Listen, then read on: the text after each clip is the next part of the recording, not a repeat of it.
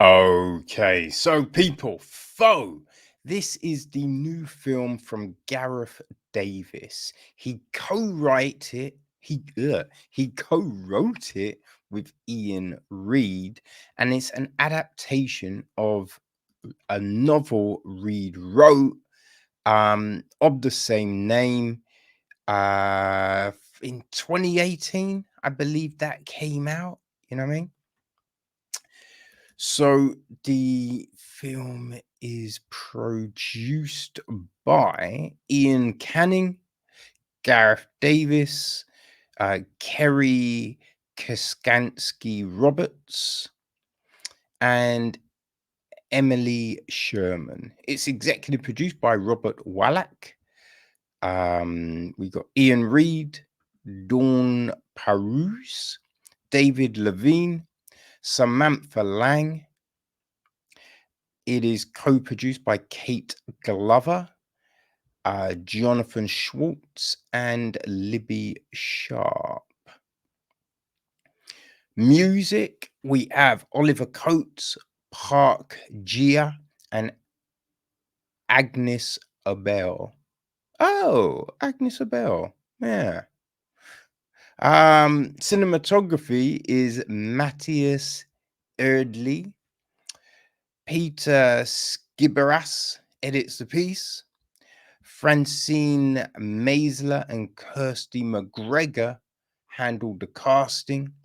Production design is Patrice Vermette. Art direction, we have Juliet John, Andrew Katie, Sarah Lacombe, Janie Parker, and Rennie Watson. Set decoration is Vanessa Cern and Quinn Delaney Verdus, with Alice Badage handling the costume design, hair, makeup, all of that. We got Petter Dunstall, Samuel James, Ebony Kay, Helen Magalkis, Lee Muir, Selena Pretzel, Nicole Shippety, Megan Tiltman. So our cast, well, we have got Saoirse Ronan as Henrietta. Paul Mescal is her husband, Junior. There is Terence, played by Aaron Pierre. Some of Terence's colleagues are played by Jordan Chodzinza, William Freeman, Jalen Ong, Patrick Williams, David Woods, Yees Spence, Shamita Siva, Tally Friday. The waitress is played by Shannon Berry. Another one is played by Nell Feeney. Yeah, that's probably our main lot of people. The gist of the story is this: the lives of a married couple are turned upside down when a stranger arrives at their farm and informs the husband he will be sent to a large space station and his wife will be left in the company of a human life replicant. So a kind of a robot, but organic, right? So this is set in a dystopian near future. Yeah. Like, I can't remember if we're told the exact date. I don't believe we are. But there's still cars and all of that kind of jazz, you know? So, like, the idea of this is intriguing. You know what I mean?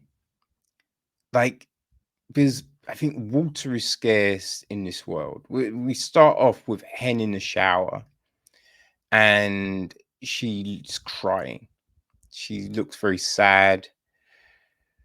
And when the showers stopped, we get, well, like some narration, it's hen talking, but over then stuff that we're seeing.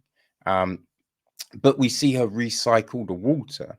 So to collect the water that's in the bottom of the bath for something, right? So you can be like, okay, yeah, we have a scarcity of water. This makes sense.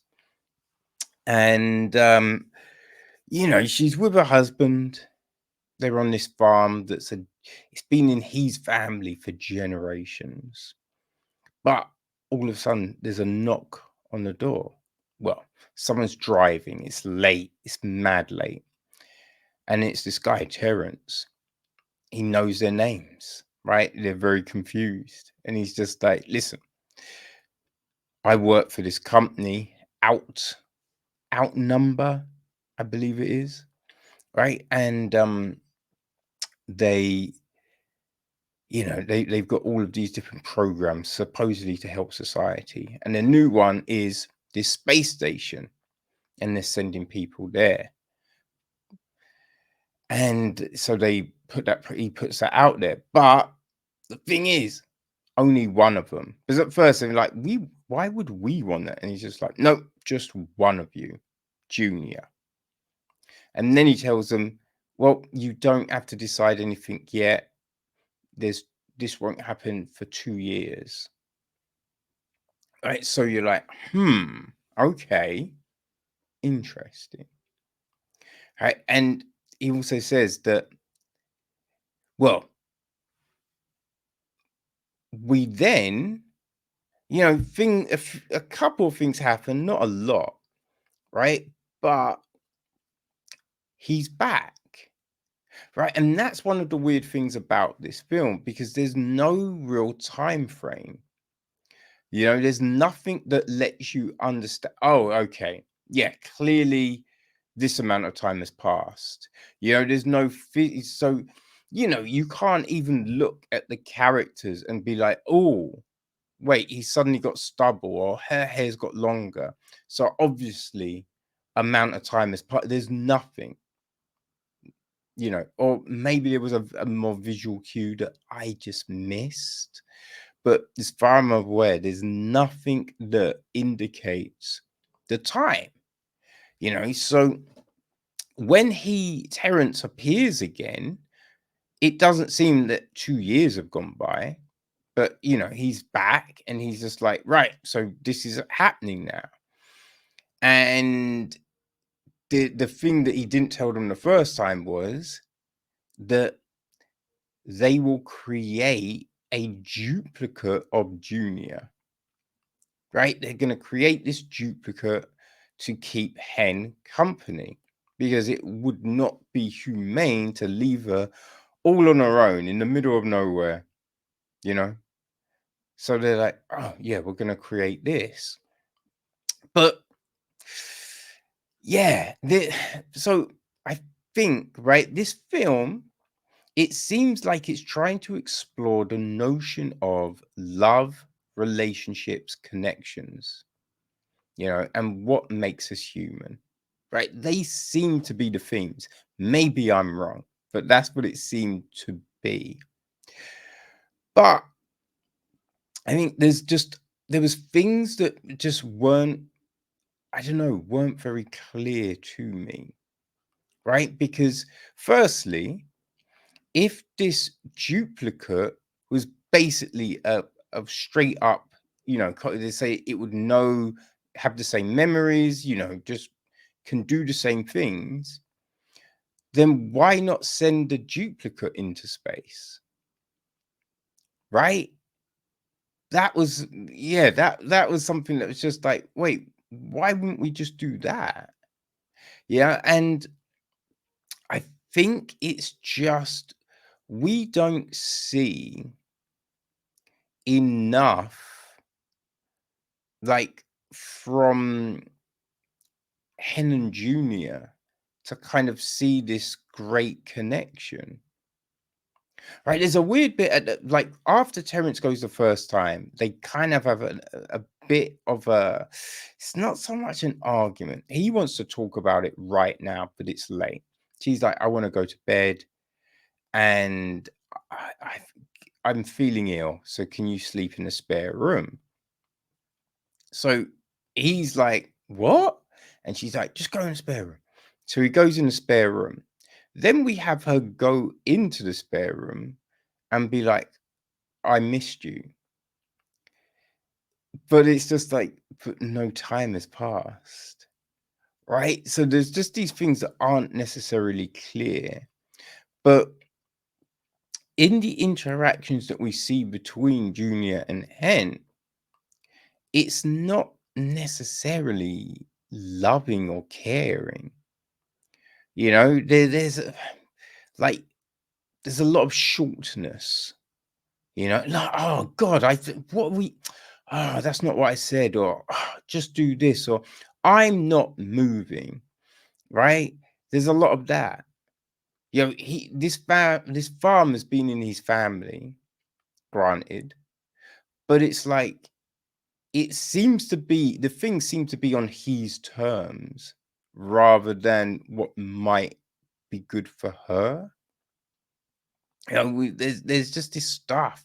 It's like there's a thing that happens with Junior's neck that does not get like brought up at all. You're just like, wait, what just happened here? Yeah. It's just not addressed, which is so bizarre. You know, there's just these things that happen. Like in the new, like a near future, a futuristic film. I'm all good with that. And the films that do it in a way where, you know, it's not necessarily, you know, phasers and lightsabers and all of that kind of jazz. But we never get any new music. Now, granted, right? There's classic music. There's people gonna have their favorite things. But you know, I know myself with music, there's a whole lot of different things I listen to, right? And stuff depends on mood. But in stuff like this, you know, Picard is a big one. Only classical. Only classical or jazz. That's it. Nothing else exists. And you just think to yourself, right, it's the future. And you know, like just right now, different bands, groups, solo artists appear all the time. So it's just, are we saying there's no one good from that time period? Right? There's nothing. You know? It is always something that always baffles me about this kind of stuff, you know? But yeah, it's I just don't I didn't think the film like was able to really tell the story of these themes. Right? I don't think it did enough to show love, right? People falling in love, being in love. I don't really think it necessarily showed what it is to be a human, you know? There's we get this bit where there's like a montage of different scenes. None of it made any sense, right? And even with a revelation that happens, those scenes still don't really make any sense. You know, it just seemed very disjointed. Just seemed very disjointed. Another thing that I found weird, like there's some nudity in this, but you're kind of like, why? You know? Because like there's a bit in you know, when it opens up and she's in the shower, but we kind of only see the head, right? Then there's another bit when they're in bed, they have sex. She's wearing a t-shirt. So you just think like all of a sudden, then everything's out. Right. And it's just look, I have no issue with nudity. but it's always a bit odd when it just for no reason, like something it doesn't necessarily work with a scene, right? And it doesn't even feel natural, right? So you're sleeping in bed and you get up to use the bathroom or something like that. You know, you're not necessarily, it's your house. You're not going to be like, I better put on a t-shirt. You know what I mean? You'd be like, ah, I'm just going to, you know. So, like, something like that. Yeah, that makes sense. That's fine. But sometimes these scenes, and you're just like, why though? I don't get it. Why? You know? But yeah, it fit in with this film because there just seemed a lot of whys. You know, we get the way people talk to each other just feels a bit unnatural, and there's these weird like bits where people just start laughing or crying or just shouting. It does not. It just doesn't seem to sync. And that's just me. It doesn't really seem to sync. I spoke to a girl after the screening. She loved it. She said she loved it. She couldn't really tell me why, but she said she loved it. So yeah, I don't know. It doesn't seem to work for me, but it seems to work for some, right? And if you missed today's screening at the Royal Festival Hall, don't worry because it will be there tomorrow, right? Wednesday the 11th, this time at 11:30 a.m. So yes, if you want to see Foe, that is when you can. I think it's out in the States, right? I think it's out in the States. It's hitting Australia on the 2nd of November. I don't know when it's going to be out in the rest of the world, though. I don't seem to have a date for that, unfortunately, people. So, yeah, as soon as if I find it out before, I'll put it on the website. Okay, but that is Foe.